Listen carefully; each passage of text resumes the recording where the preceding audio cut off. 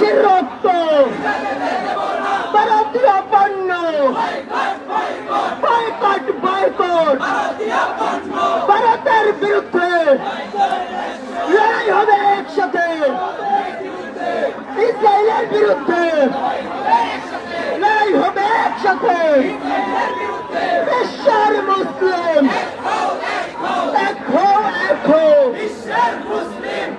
Action to action জমিয়তের action Jamaatul Islam Bangladesh জিন্দাবাদ জিন্দাবাদ রাজপথে জমিয়ত কায়েম হবে শরিয়ত রাজপথে জমিয়ত ইসরায়েলি পণ্য বয়কট বয়কট ভারতীয় পণ্য বয়কট বয়কট ফিলিস্তিন ফিলিস্তিন জিন্দাবাদ জিন্দাবাদ ইসরায়েলের বিরুদ্ধে লড়াই হবে বাংলাদেশের প্রথম 5D AI ইনভার্টার যুক্ত সর্বোচ্চ বিদ্যুৎ সাশ্রয়ী যমুনা এয়ার কন্ডিশন। গাজাবাসীর রক্ত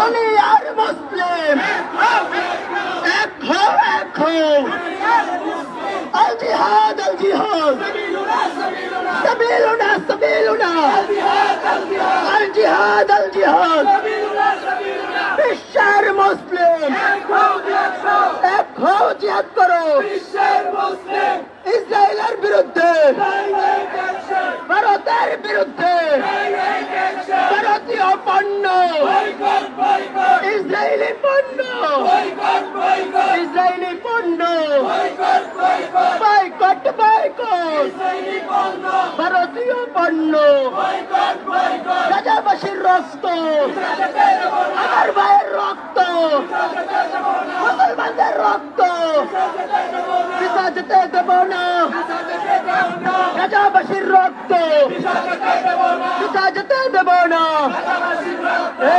action to action direct action ইসরায়েলের বিরুদ্ধে লড়াই হবে একসাথে ইসরায়েলের বিরুদ্ধে ভারতের বিরুদ্ধে ইসরায়েলি পণ্য বয়কট বয়কট ভারতীয় পণ্য বয়কট বয়কট ফ্রি ফ্রি ফিলিস্তিন free free free free free free free free ফিলিস্তিন ফিলিস্তিন জিন্দাবাদ জিন্দাবাদ ইসরায়েলের বিরুদ্ধে লড়াই হবে একসাথে ইসরায়েলের বিরুদ্ধে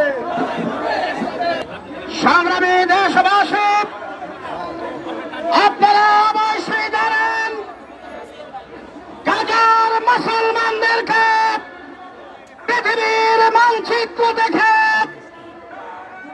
তুলনার ষড়যন্ত্রের অংশ হিসাবে ইসরায়েলি বাহিনী আন্তর্জাতিক আইন লঙ্ঘন করে মানবতা বিরোধী অপরাধ সংগঠিত করে গাজার মুসলমানদেরকে উচ্ছেদ করে যাচ্ছে।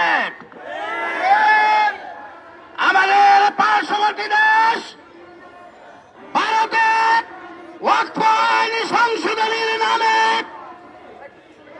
হিন্দুত্ববাদী মোদী সরকার ভারত থেকে মুসলমানদের মসজিদ মাদ্রাসা উৎখাত অবশেষে মুসলমানদেরকে বিতাড়নের ষড়যন্ত্র শুরু করেছে। জমিয়তে উলামা ইসলাম বাংলাদেশ সেই দুইটা ইস্যুকে সামনে রেখে আজকে আপনাদের সামনে রাজপথে নেমে এসেছে। আমাদের বক্তব্য সুস্পষ্ট, গাজায় কোনো হত্যা বন্ধ করতে হবে, ইসরায়েল থেকে বিতাড়িত করতে হবে। পৃথিবীতে ইহুদিদের কোন স্থান থাকতে পারে না। ভারতের মসজিদ মাদ্রাসার নিরাপত্তা বিধানের সাথে সাথে মুসলমানদের ধর্মীয় অধিকার সংরক্ষণ করতে হবে। যদি সংরক্ষণ করা না যায়, পার্শ্ববর্তী দেশ হিসেবে বাংলাদেশ পাকিস্তান যৌথভাবে তার বিরোধিতা করবে। সংগ্রামী বিক্ষুব্ধ জনতা, আজকের বিক্ষোভ সমাবেশে সভাপতিত্ব করছেন জমিয়তে উলামা ইসলাম বাংলাদেশের অন্যতম সহ সভাপতি বর্ষীয়ান রাজনীতিবিদ আল্লামা আব্দুর রব ইউসুফী।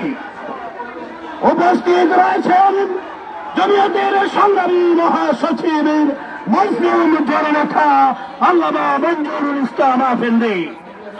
এরপর যে সংক্ষিপ্ত বক্তব্য রাখার জন্য অনুরোধ করছে ছাত্র জমিয়ত বাংলাদেশের সাবেক নন্দিত কেন্দ্রীয় সভাপতি, সাবেক ছাত্র নেতা মাওলানা ইখলাসুর রহমান রিয়ান।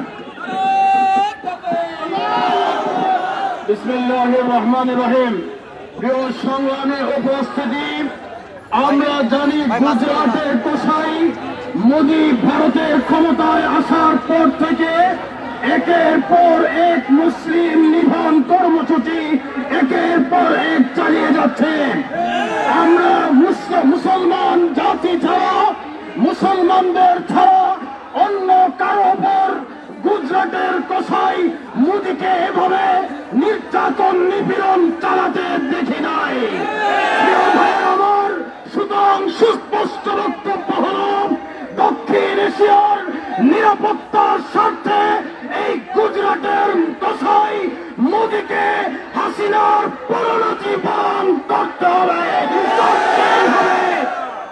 প্রিয় ভাইয়ের আমার, শেষ কথা হল, মুসলমানদের উপর যেভাবে নির্যাতন চলছে, নিধন যজ্ঞ পরিচালনা হচ্ছে, আমরা যদি মুসলিম ধর্মের অনুসারী হিসেবে আমরা বিজেপিকে, আরএসএস কে, মোদীকে সাবধান করে দিতে চাই, ভারতীয় মুসলমানদের বিরুদ্ধে এই চক্রান্ত, এই ধ্বংসযজ্ঞ, এই নিধন যজ্ঞ অনতি বিলম্বে বন্ধ না হলে বাংলাদেশ, পাকিস্তান, আফগানিস্তানের মুসলমানরা মোদীর বিরুদ্ধে ঐক্যবদ্ধ হয়ে জিহাদের কর্মসূচি দিবে।